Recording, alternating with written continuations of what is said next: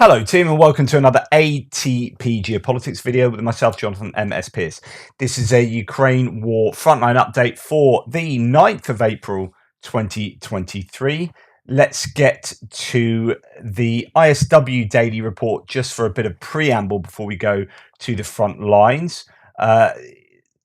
What do they say? Well, what I've been talking about for some days now. Ukrainian and Russian sources discussed the decreased rate of Russian offensive operations along the entire front line on April the 8th, supporting ISW's assessment that the overall Russian offensive is approaching culmination. So Russian forces are fighting along the entire front line, but the Russian offensive potential continues to decline, and that Russian attacks are focused on distracting and dispersing Ukrainian troops in anticipation of counteroffensive operations. That's what the Ukrainian Grand Forces head of Council of Reservists, Timochko, says.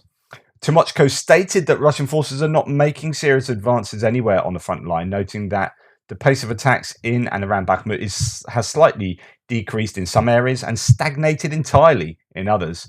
Timochko also assessed that the Russian offensive on Avdivka has choked, quote, choked, and I think that's probably an accurate assessment, and reported that Russian forces still do not control Marinka despite having reduced the city to rubble. A prominent Russian military blogger claimed that the pace of Russian offensive operations along the entire Avdivka Donetsk city front line has decreased over the past day, and emphasized that Russian forces are struggling to advance anywhere in Ukraine. So that's coming from Russian sources. Several Russian commentators are emphasizing Russian preparations for an anticipated Ukrainian counteroffensive, suggesting that the overall focus of the Russian information space is shifting away from discussing Russian offensive capabilities and towards assessing Ukraine's potential to regain significant ground. This is move from offensive to defensive posturing, and it's almost like the elephant in the room is the Russian offensive that, in my opinion, completely abjectly failed.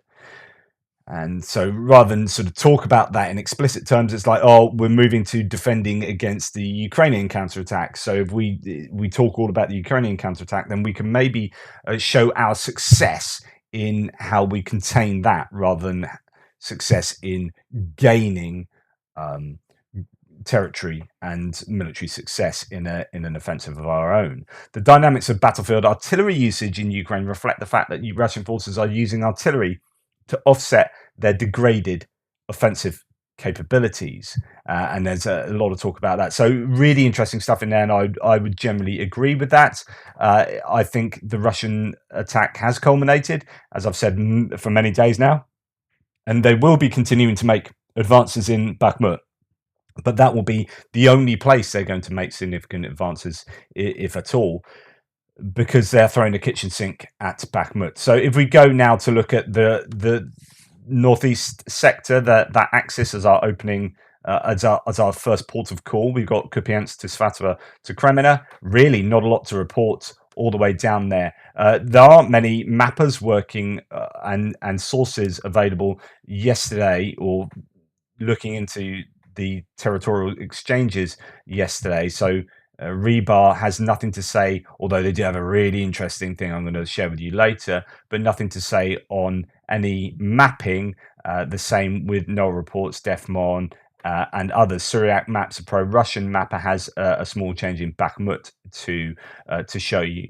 So really, from Kupiansk here to Svatova, it doesn't appear like anything's particularly happening. The ISW talks about how in the Kursk and Belgorod Oblasts in Russia, they are building fortifications potentially to fix Ukrainian troops in that area. So that'll be sort of going up along here, and that might be to keep the Ukrainians on their toes and have them commit forces to these northern areas so they can't commit forces elsewhere, such as to a counter-offensive. But there have been unsuccessful offensive operations, as according to the Ukrainians, in Kreminna, Kuzmyrna, that's in the forest just south of Kreminna, in the forest itself, and Verkhnoko-Mianska, Terny, Nevska, all the usual kind of places, but really nothing else. And apparently, talk about a newly formed artillery battalion of the Second Luhansk People's Republic Army Corps, comprised of volunteers operating in the Kreminna-Bilohorivka line. But other than that, just kind of repelled attacks in some of these usual places. We've got Tyranny there, we've got the forest, and not too much else of Verkhnokhomianska until we get to Bakhmut itself, and we'll go to see what. Where should we go to first? I guess the ISW, to see what their synopsis is.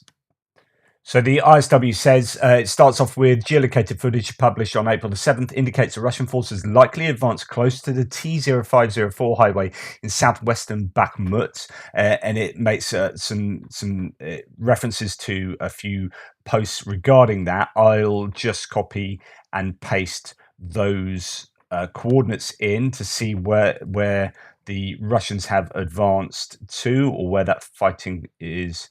Right, okay, so this is concerning, and this is Syriac maps have changed their mapping to suggest that, and this is quite important, this is a T0504 highway coming in through Ivanivska, and they've struggled to interdict that highway near Ivanivska and in the southwestern areas of Bakhmut, well, outside of Bakhmut, but they're actually within southwestern Bakhmut.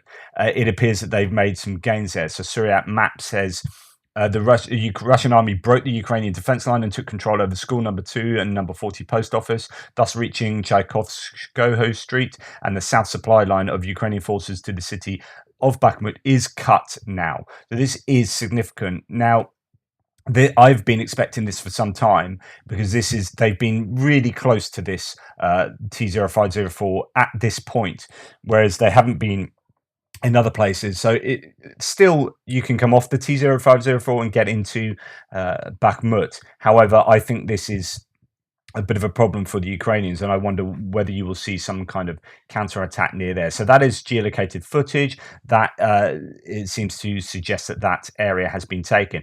That is the only area actually that Syriac maps indicate has been taken. Deep state maps, pro-Russian, pro-Ukrainian mappers has shown, as you can see up here, has shown. I have left my blue lines there. Has shown that the Russians now control much more the railway line just in front of the railway station there, and they've made some changes down here to show some movements forward for the Russians. Still some distance between the pro-Russian mapper and the Ukrainian mapper here in that southern area, and in the east still, but there were some changes for deep state map, but no changes for Syriac maps in the east. All of this area for the red lines remain the same, at least as from earlier yesterday. Later yesterday, there was this addition in the southwest there. So we go back to the ISW. Russian forces continue offensive operations around Bakhmut on April the 8th. So all this stuff that they say there pertains to what I've already talked about. And then we go to the sort of north and south of Bakhmut. Russian mill blogger claimed that Wagner fighters conducted assaults near Orikhovo, Vasilivka, Bodonivka, and Bilohora. So just to let you know where those places are, you've got Bodonivka is here to the northwest. You've got Orikhovo, Vasilivka there further to the northwest along the N03 or E40 highway. These lines haven't changed now in the last week, possibly, I don't know, longer. Really quite stagnant there. And elsewhere, they talk about Bilohora down there to the south, which is turned up the last couple of days. In fact, there's, as you will read about in a second, there's a lot more activity going on in Kupiansk-Kreminna area as well. So indeed here, Klishchivka and Kupiansk-Kreminna, and that Russian and Ukrainian forces are both unable to advance near Ivanivska and along the sections of the T0504 highway southwest of Bakhmut. Russian forces widely claim that Wagner forces have started to heavily interdict or completely cut off all Ukrainian ground lines of communication, GLOCs, into Bakhmut. I don't know whether really that is referring to the T0504 here, where they've suddenly got some purchase on that road. but previous Russian claims about the ability of Russian forces to interdict Ukrainian GLOCs in the Bakhmut area have been exaggerated, and Ukrainian forces likely do not need to move heavy equipment into Bakhmut itself to conduct the current urban combat operations occurring in the city. So they don't need to get heavy equipment in necessarily. It's more about ammunition and troop rotations, and arguably they can do that using the back roads, or they can do that using the tunnels if those rumors are true. We have seen, I showed yesterday, how possibly this bridging here, that was the bridge over the railway, that's not railway, the bridge here was blown up sometime back, and the argument is over the canal, isn't it?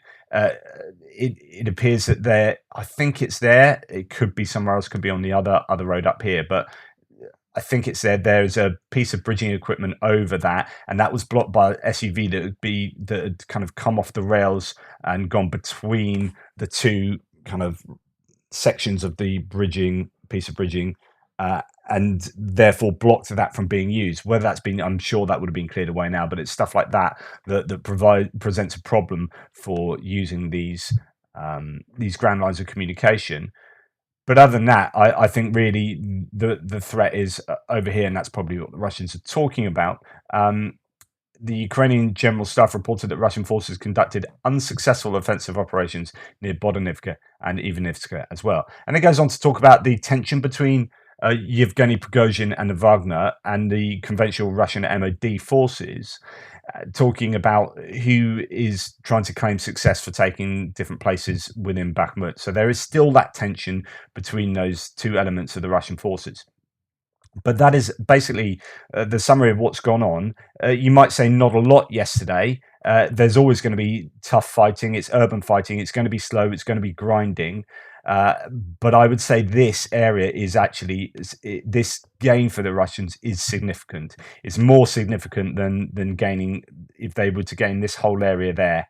That's what you're going to expect. But I would say the Ukrainians really need to keep as many main supply routes open as they possibly can, and that interdiction there is, I think, significant.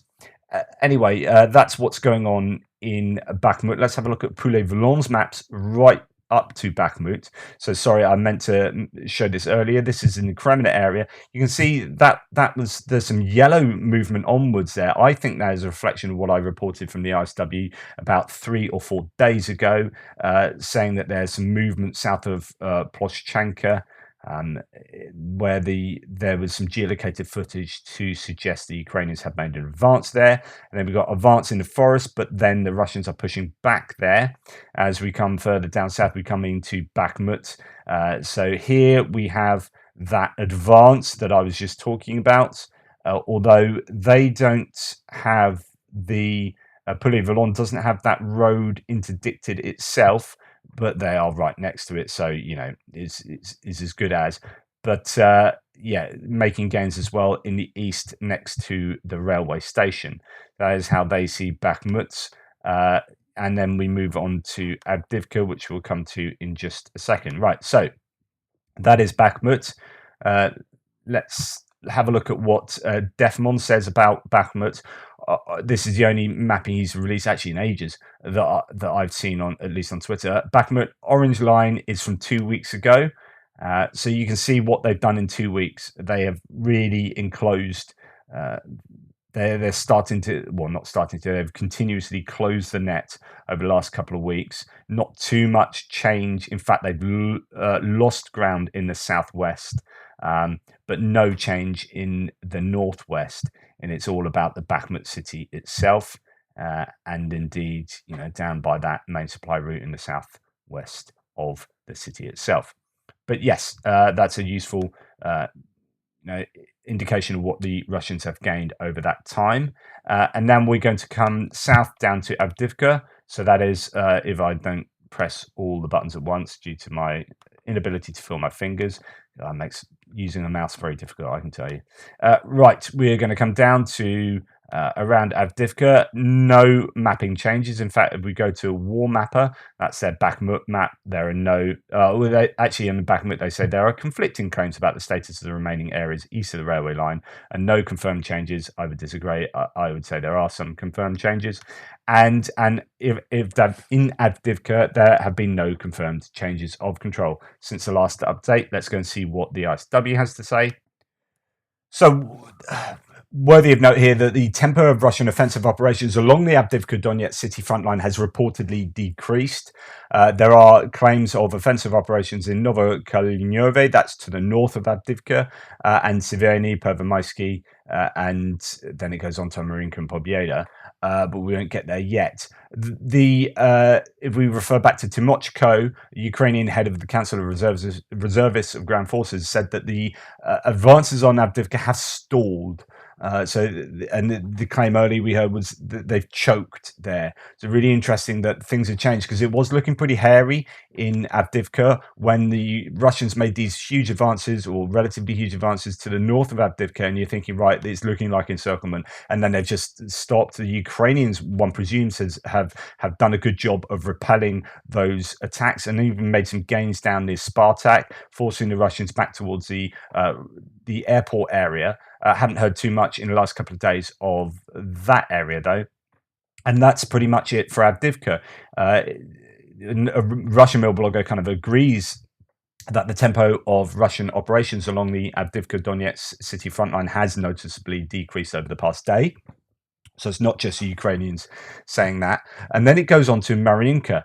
And this is referring to, so we're coming out of Avdivka, that's pretty quick. Going into Marinka, this is what ISW says here is broadly based on what Rebar said yesterday, and I did have that to say, but I forgot to say it in Rebar's account of what happened yesterday, which is that it claims that a Russian Mill blogger claimed that Russian forces attempted to advance through forest areas north and south of Marinka, so that's what the claims are from Rebar. So north and south in the forest areas.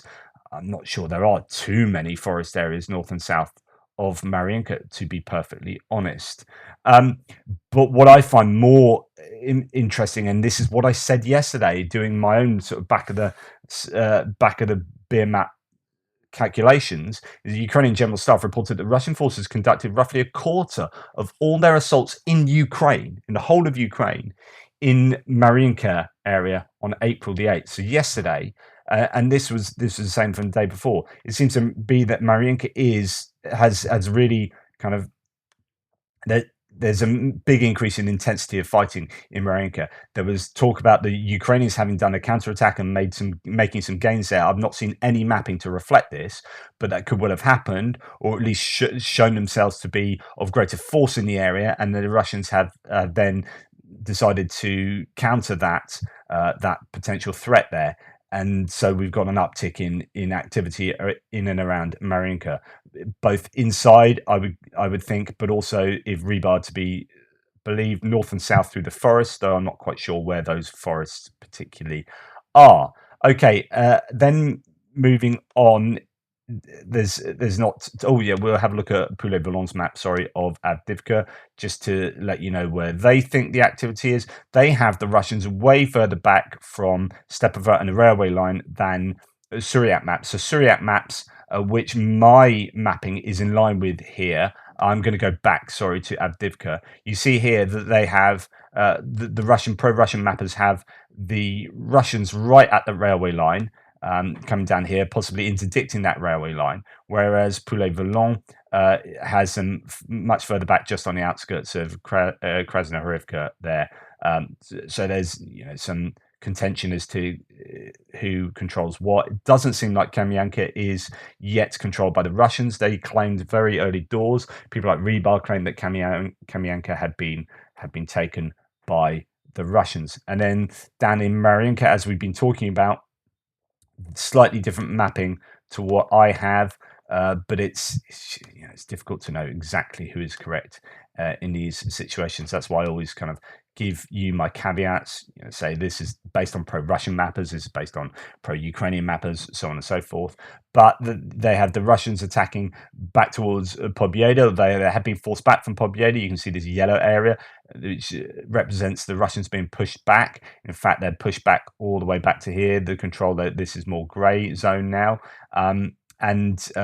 Pushing to the southwest, but also through the middle of the city as well, and slightly different understanding of the mapping to the north here. And I've been saying I've been quite unsure exactly what's going on in that particular area of Marinka, but that's Poulet-Volon's map. Let's go and see what we can see has been going on in the rest of the front line.